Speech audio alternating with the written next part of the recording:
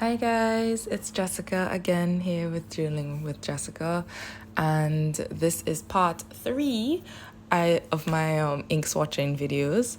So, this video will be showing the pink inks, my red inks, orange/brown inks, as well as my green inks, which will kind of round off my whole ink collection at this point in time. Although I have another video coming. So we missed the first swatch. I think I forgot to press record. That first swatch would have been Noodler's Black Swan and Australian Roses. And the swab I'm doing right now, I believe, would be Pilot Irishizuku Yamabudo.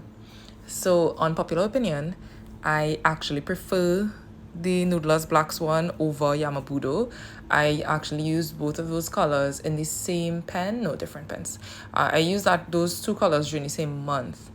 And whenever I'd flip through the pages, I would always go back to the pages with the Black Swan and Australian Roses. Something about the shading in it is my vibe. I know lots of people love Yamabudo because it sheens heavily and they love the color. But for me personally, if I'm going to buy a bottle, I'd probably buy a bottle of Black Swan and Australian Roses. That color was so surprisingly nice to me. My only issue is I heard a lot of people say that the batches make a huge difference because they're handmade, and then there was also some drama surrounding the guy who makes the Noodler's inks for a while. So I kind of have to look into it a little bit more before I make my decision on whether or not I'll get the Black Swan and Australian Roses versus Yamabudo, at least in this ink family. We shall see how I go. I still think maybe the Yamabudo might be good to get, but I don't want to get an ink just because, you know? Y'all tell me what you prefer in the comments. Which color, if you've tried any, which one do you really like and why? Like, why do you all like Yamabudo so much? The next color I'm swatching would be Sailor Shikiori Yosakura. This color was kind of iffy for me as well. Another one that was recommended by a lot of people. This first set of inks that I bought, besides the ones that were gifted to me, I really tried to go for all of the top rated colors and all the ones that people were raving about and talking a lot about, just to see what the hype was about in samples instead of buying full bottles first. And I'm glad that I did, because I already didn't really like Yamabudo that much. And then Yosakura, unless it's although it's such a beautiful color, it just didn't speak to me too much. It may have been because I was using a pen with a not so thick nib. I was using my Sailor Licool with the medium fine nib, and it's a little bit on the thinner side. It's not very legible if you use a nib that size, and I'm not one to use a bold nibbed pen, so we shall see how it goes. Maybe I'll try it in a medium nib eventually. I still have more of the sample left, so that's the good thing about the samples from goulet pens. I find I like that it's only I think it's 3 mils. I like that it's less, because that way I could fill 1 or 2 pens with it, or 3 pens maybe max, and try out the color in different sizes and all, and get a different opinion of it, but without it being a big amount of the ink.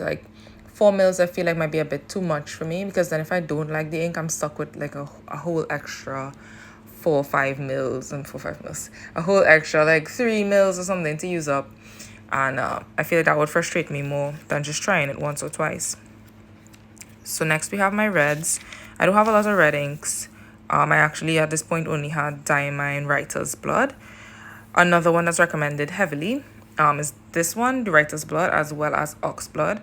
I don't know why I didn't just get Ox Blood one time, but this one was surprising for me. I thought I wouldn't like it because I don't particularly care for red inks, but I actually enjoyed it a lot. I used it for Christmas since it was the only reddish type color that I had at the point in time. And I used it in, what pen was that? My Sailor Licool again, actually. I enjoyed it. It's pretty. It's a nice shade of red.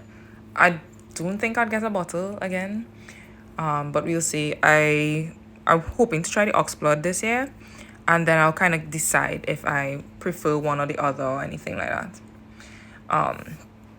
So yeah.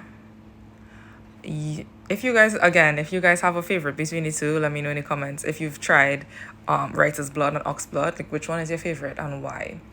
I think the writer's blood has a more like pinky type undertone to it, like more purpley, whereas the ox blood is more red. But we'll see when I get it. I haven't made my order yet from goulet pens for my birthday, because my birthday was a couple of days ago. So we shall see if I like it when I get it. I'll probably swatch it somewhere close so that we can get a good view. I'm just flipping through my old swatch book here to see what colors I put under the red category versus the orange category versus the brown category. And this is me realizing, trying to count out how many pages to leave for reds. Again, because I don't particularly like red inks. For the other sections, I tried to do 4 pages for each color section. So that would give me 4 colors per page. That would be 16. So it gives me space for like 16 inks in each category. Hopefully I don't surpass that. But for the red inks, I actually just left the 2-page spread, so that would be space for just 4 swatches, since I don't anticipate that I'll be gathering a big supply of red inks. So next I'm doing my orange swatches. I put Diamine Autumn Oak under orange. Maybe some people would consider it a brown, but to me, I feel like it's pretty orange. I got this as a sample from the gift set again. And another one that surprised me. It's not a color I would have picked out for myself because, I don't know, I just wasn't drawn to it. But I did see a lot of people online talking about it and saying Autumn Oak is their favorite ink for the fall months. So I was excited to actually have a sample of it in the gift bundle. I liked it a lot. I used it in I think my Lamy Safari, the cream one, with a fine nib, and it was really enjoyable.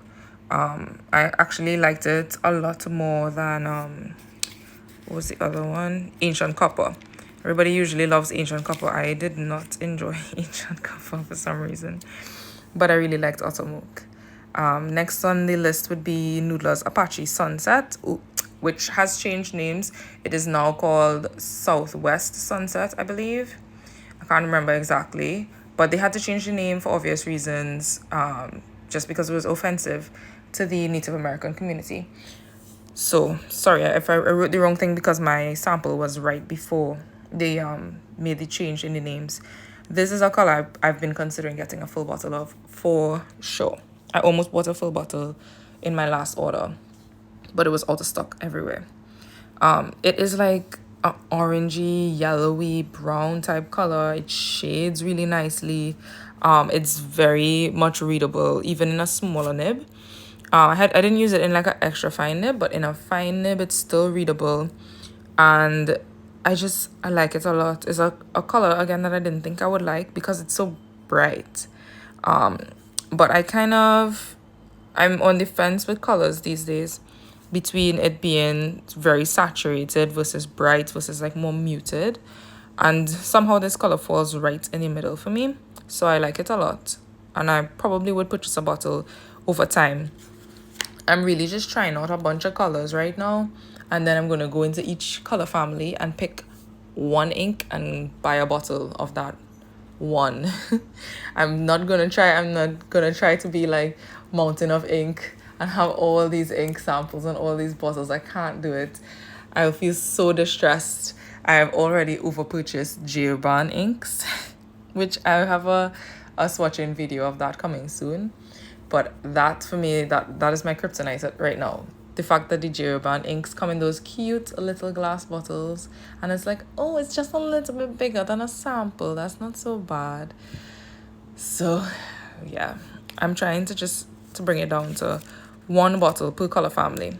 I already bought my 1 bottle of green ink. I'll show you guys. I'll be swatching that color soon as well. So, next set of inks would be my brown inks. I have 3 brown inks right now. They're actually all 3 very different shades of brown. So the first one that I'm setting up to swatch here, I'm leaving space in the middle actually for yellows, because I intend to try Rora and Klinger's Helianthus, which a lot of people say is one of the most legible yellows. I almost bought a bottle of this before trying it, but then I changed my mind, because I knew I set my rules for a reason. Samples before bottles, definitely. So first color is Diamine Ancient Copper. Everybody loves this color. I didn't. I'm looking at my swatch and I love this swatch. It's beautiful. It looks lovely. But writing with it in a pen, it just didn't speak to me. I used it in my brass Coeco Sport with a fine nib because I was inspired by Adventure Denali's, because this color is one of her favorite colors to use in her brass Coeco. And it was like my first time using it and inking up that pen. And it's a beautiful combo. They look nice together, but on my page, I didn't enjoy it so much. Maybe because my page is more a little bit on the yellow side. The Galen leather notebook is not like bright white. So possibly because of that. But also, as people mention, it gets gunky on your nib. This is the only time that ever happened to me. I literally was using the pen maybe every other day, and I pulled it up, and then when I looked at it, I'm seeing these little weird crusties on the nib. The pen wasn't writing, and I was like, oh, what are these little crusties? So then I had to like wipe them off, and the nib started back working, but that just made me really uncomfortable, especially since it was a new pen. I was not happy about the little nib crusties. I think Drew and they on the Goulet pencast have like the podcast, they have like a name for it. But I did not I don't like crusties. I don't want crusties on any of my pens. So that would be a no for me. I'll still use the ink again, of course, because I still have a little bit in the sample bottle, but it's not one that I'm going to be like rushing to get a bottle of at any point in time, even if they offer a little 15ml and 10ml bottles. No, thank you. So the next will be another Pilot Irishizuku ink, and it's Tsukushi. This is one of the discontinued inks. It is like I think it's called Horsetail brown. This is Abby C's like favorite brown ink, and because of that, I had to try it out. And because it is discontinued, when I found it on another website in the 15ml bottle for sale, I had to buy it because I didn't want to miss out. So I'm waiting for the bottle to come to me for now, but we shall see. I like it though. It's a pretty color. It actually has a lot of sheen to it, and it shades really nicely. It's a pretty standard, nice, warmish brown color. And maybe I haven't tried much browns, but I don't feel like any other brown I've seen online kind of matches or comes to like particularly close to it. But I'm hoping to maybe buy some more Geo Brown inks. And they have the Lidete and I forgot the name of the other one. Cafe de Ile, something like that. I don't know.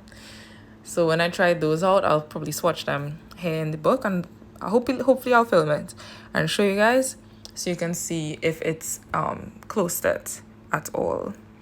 But as I said, I like it a lot. I liked it enough to buy a 15ml bottle, although that might have been a lot of FOMO, just because I was like scared if it disappears and everybody's like talking about it and I'll never have it, you know. Next up is Robert Oster's Cafe Creamer. Highly recommended. I enjoyed it. I used it in my Pilot Prera with a fine nib, and it still showed up so much shading.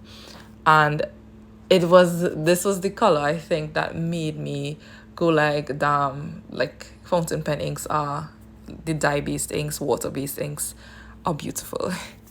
When I started using this pen, it's ink, and I thought, I'm not going to enjoy it, it's brown. When I went into everything, I really thought that I wouldn't enjoy the more neutral tones. I was going more for the greens and more of the brighter colors, like like Southwest Sunsets and all those sorts of things. But now, as a year has passed and we're into the next year, I'm kind of loving the more desaturated colors. So still like unique colors and pretty colors, but more on the desaturated side. But yeah, Cafe Crema is a lovely color. I'm going to try one or two more brown shades before I make a decision, but I believe I'll probably get a bottle of Cafe Crema. It feels like a color that I'll use in the future and still enjoy. So we're on to the last page in this section of my swatching, which would be my green inks. So green is my favorite color, specifically olive green. So when everybody was going crazy over the Rohrer and Klinger Alt Gold I had to get a sample. And by the end of the year, I bought a bottle. So this is the only ink that I bought a full bottle of after trying out all the samples for the year. It is like olivey, grassy-ish. I don't know how to describe this particular shade of green, but I like it a lot. It's heavy on the shading, and I use it in my Lamy Safari with a extra fine nib in the Savannah green. But that pen is super juicy for some reason. And when I saw the shading on it and all the ink just pooling up, and it was great. That was the deciding factor for me to buy this bottle of ink. Although afterwards I tried the Private Reserve Avocado and I enjoyed that a lot, and I've been seeing more swatches of other shades of like olive green. I've already purchased a bottle of this one, so even if I try samples of other colors, the likelihood of me buying them is pretty slim. But I'll still enjoy using the samples and trying it out. But I know at the end of the day, Old School Green is my green.